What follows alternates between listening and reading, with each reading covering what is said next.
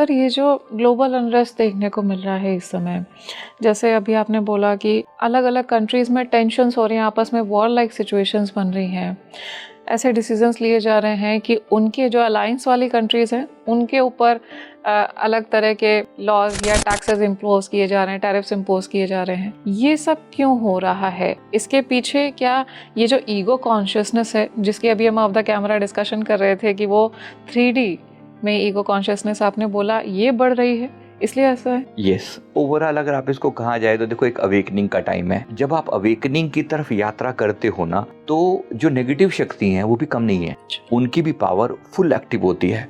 आप देखो, कब जब जब हमारे यहाँ देवासुर संग्राम की बात की जाती है ना, जब जब इंद्रदेव वो थोड़े से जब वो एक्टिव होना शुरू करते हैं, नेगेटिव शक्तियों को खबर हो जाती है ना। तो जब जब ऐसा होगा तब तब नेगेटिव शक्तियां अपना कंट्रोल मतलब लेना चाहती हैं। ओवरऑल अगर मैं कहूँ, हमारी जो अर्थ की चेतना है, कॉन्शियसनेस है, वो 3D से 5D में शिफ्ट करने की प्रयास चल रहा है एंजल्स के द्वारा। अच्छा। 3D का मतलब होता है जो ईगो सेंट्रिक जीना, अपने अहंकार को प्राथमिक मानते हुए जीना। जो भी हो रहा है मेरे अहंकार के आसपास हो रहा है, मेरे लिए जो फेवर में है वो अच्छा, अदरवाइज बुरा। ये 3D को हम बोलते हैं, थर्ड डायमेंशन या थर्ड चक्रा भी आप कह सकते हो, है ना।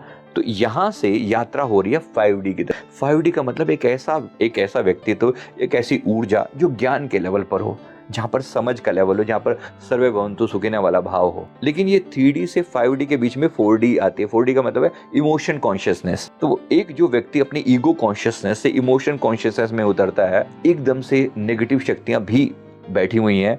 आप अमेरिका जैसे कंट्री ने, जहाँ पिछले 30, 40, 50 सालों में सिर्फ अपने ईगो पर ही काम किया है, पर जहाँ आएगी कि हाँ, ईगो आना बड़ी नेचुरल सी बात है ना। जैसी पावर आई, कोई राक्षस है तब किया, तब करने से पावर आई, पावर आने के बाद फिर से वो हावी हो गया, यहाँ तक कि भगवान को भी चैलेंज करना शुरू कर दिया, भस्मासुर जैसे, है ना। समझने की बात है कि जब जब पावर आई तब तब उस पावर ने या तो अहंकार का रूप लिया या वो देवत्व की तरफ गई, पर ज्यादातर 99% अहंकार का ही रूप लिया, जो कि इस समय प्रचंड रूप में दिखाई दे रही है हमें अमेरिका के रूप में।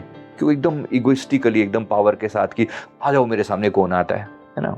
अब जब पीक पर है, मैंने भी एक भविष्यवाणी के रूप में भी 2-3 बार कहा है कि अमेरिका का ये लास्ट टाइम है। अच्छा। कोलैप्स होने का टाइम है ये। अगले 2 से 3 साल में आप इसको कोलैप्स होता हुआ देखेंगे।